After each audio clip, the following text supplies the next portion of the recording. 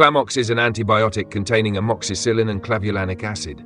It is commonly used to treat bacterial infections such as respiratory tract infections, sinusitis, urinary tract infections, and skin infections. Like all medications, Klamoks may cause some side effects.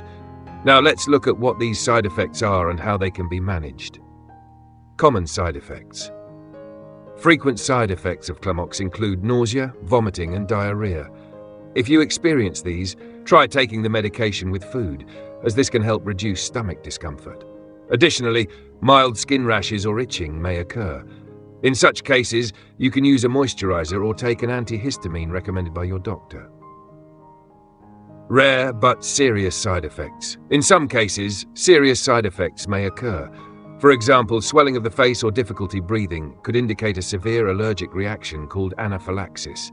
If you notice these symptoms, seek immediate medical attention.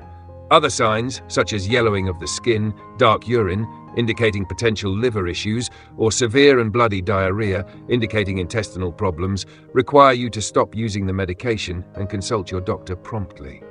Ways to minimize side effects. There are steps you can take to prevent or alleviate side effects.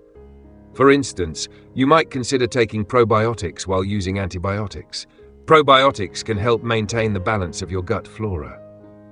Additionally, drinking plenty of water supports kidney function and helps flush toxins from your body. When to consult your doctor. If mild side effects do not subside within a few days, or if they become bothersome, consult your doctor.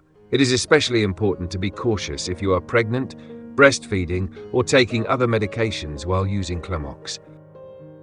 Although Klamoks side effects are often manageable, do not ignore serious symptoms and always contact your doctor when needed.